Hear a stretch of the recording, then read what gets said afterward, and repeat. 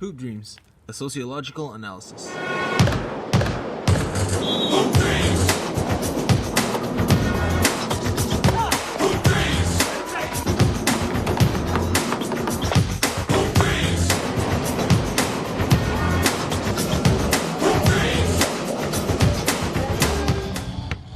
Hoop Dreams is a complex story about two young boys pursuing their dreams of making the NBA. But first, what did our local hoopers dream about when they were younger? You guessed it, they also dreamt of making the NBA. And now, I want to, play in the NBA like anybody else would want to be. That's who. William Gates, our first protagonist. That's something I think about all the time, playing in the NBA.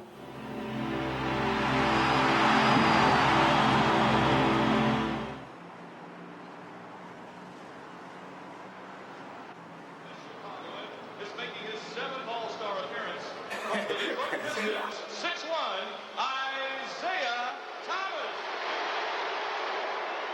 Arthur Agee, our second protagonist. When I get in the NBA,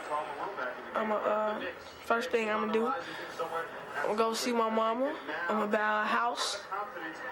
I'm gonna go there and make sure my sister and my brother's okay. If we can, probably get my dad Cadillac Oldsmobile so he can cruise in the game. Real long. Dominique. The myth of meritocracy. Throughout my basketball career, I played with some amazing players. However, not a lot of these players received scholarships or moved on to play at the next level. Why did this happen? Did these players not deserve it? People who deserve it or are good enough don't always necessarily get it.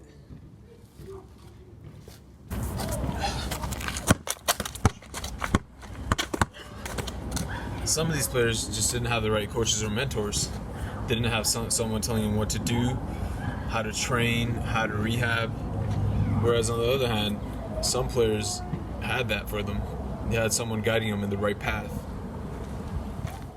The myth is evident between these two players and hoopers living in safer spaces. The myth is also evident between our two protagonists, William and Arthur.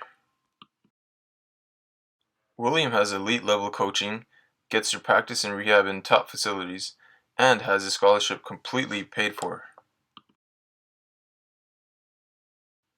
Arthur, on the other hand, is immensely poor and has an abusive father who's addicted to crack cocaine.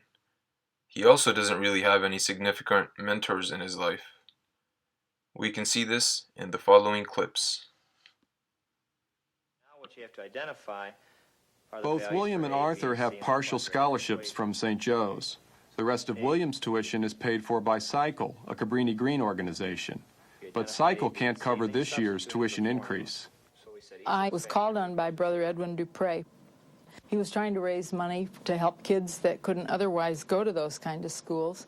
It really touched a soft spot in my heart, and so I decided that my husband and I would participate on a personal basis. William was selected as the kid that was able to go to school based on our contribution.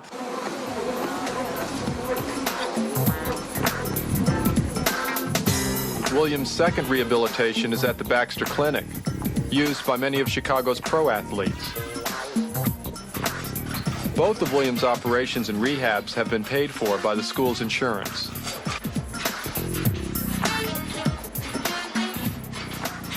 Don't expect to be playing in a game the first day back. My mother put a big restriction on those pickups. She said, these are her knees now.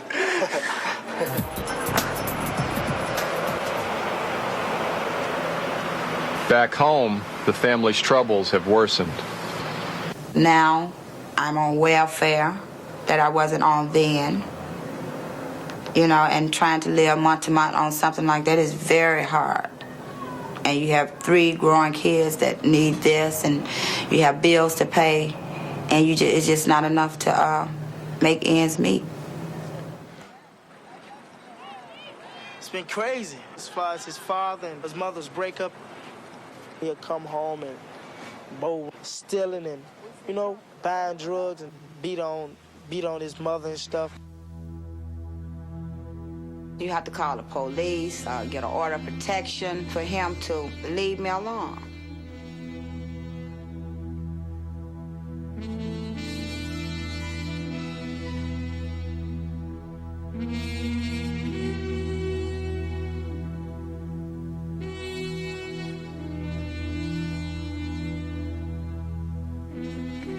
My father was the same way.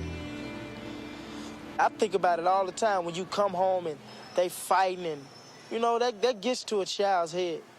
You know, they can't, especially when you living with your mother and you young and that's all you see all the time. We was cut off for 3 months.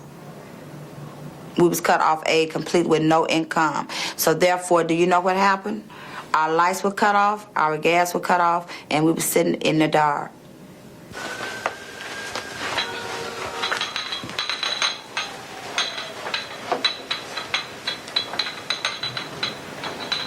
They had cut me off because I failed to meet an appointment.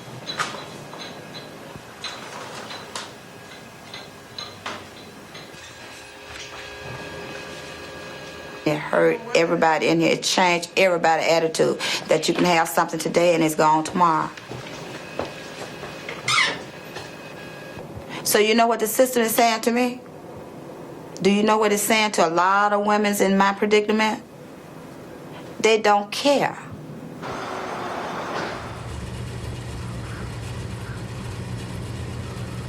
Meritocracy is a myth!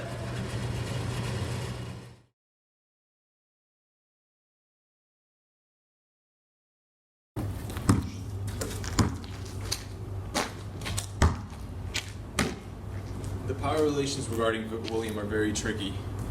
He's being physically restrained because he's being told what to do all the time. And he's also viewed as a major investment by his family, his coach, and his school. I guess you have a lot of responsibility, Willie. Can you handle it? I hope so.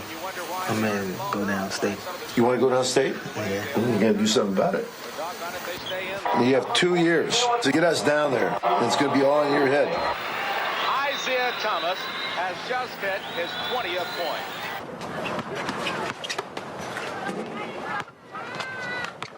That hook shot always work. Can't block.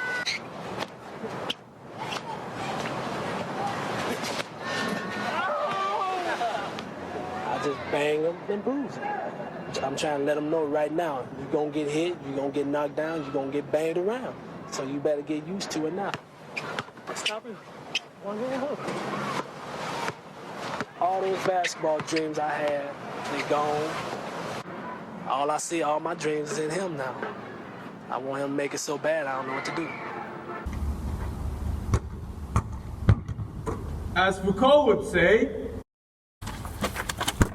William is a docile or well-disciplined body.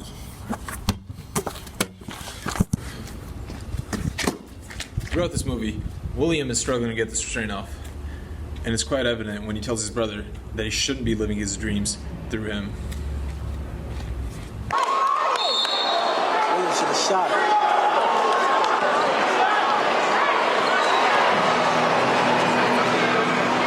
You gotta do that the whole game. We only do it when they need it.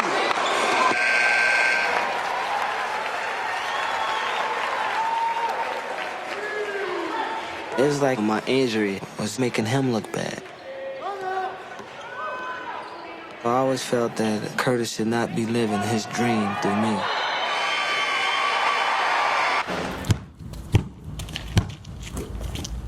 That being said, this isn't solely the fault of the friends, family, and coaches of William for dominating his body in a sense.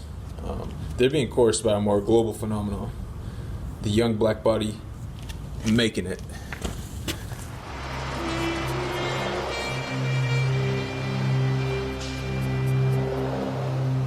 William's dad invites him down to his auto repair shop. He hasn't lived with the family since William was a baby. Card that I was going to give you, I didn't finish it up yet. I got some more to do to it yet.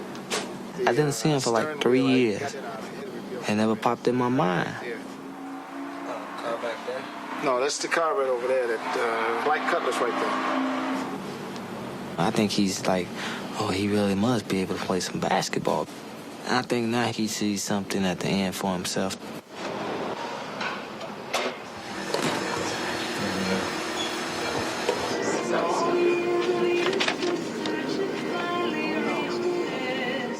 Please cover your eyes if you're squeamish. Yeah, let's see. If it stays there, probably go with the right posterior and middle stuff. The doctor told me he wasn't going to even try to get him ready to play this year. So what you think they're going to do to his career?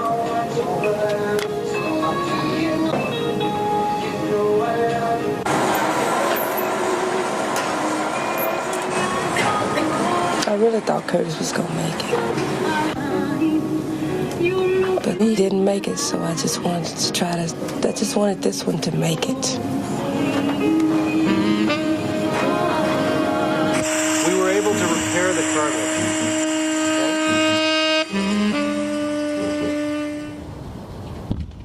Foucault talks about how discourse affects your identity. These hoopers from the inner city of Chicago basically eat, breathe, sleep, talk about, dress, wear, basketball. That's all there is for them. And this is where the commodification of the young black athlete comes in. It ties in well with Foucault's biopower. Man, look at that Georgetown coat, man. I might get that joint. Dang. Pocket on the side. Yeah, that's the one I was telling you about. How much? $70, even, no tax. Some of the drug pushers in the neighborhood, they'll give us money to tell us go shop and go get you something. They think if we playing basketball and they can give us stuff and keep our career going. So that's how we really keep up with the style. All right.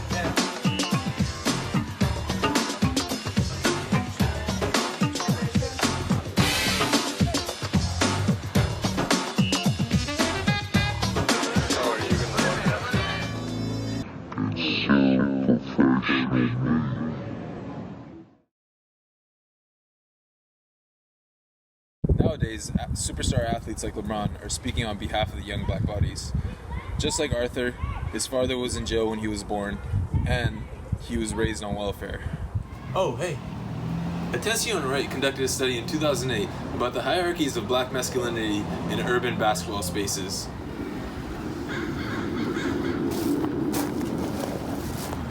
Basketball was tied to academic achievement, religious pursuits, avoiding gangs, making positive friends, and becoming contributing members to their peer groups, families, schools, and communities. Even though William and Arthur went through a lot of hardships throughout their high school basketball careers, a lot of positives came from it.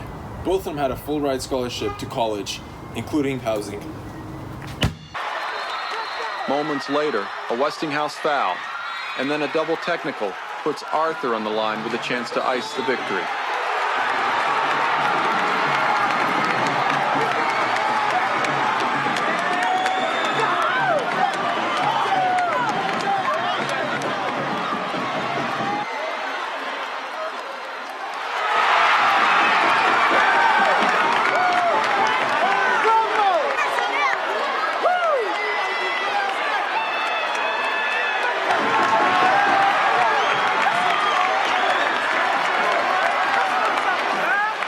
The upset win is sweet vindication for the unranked Commandos.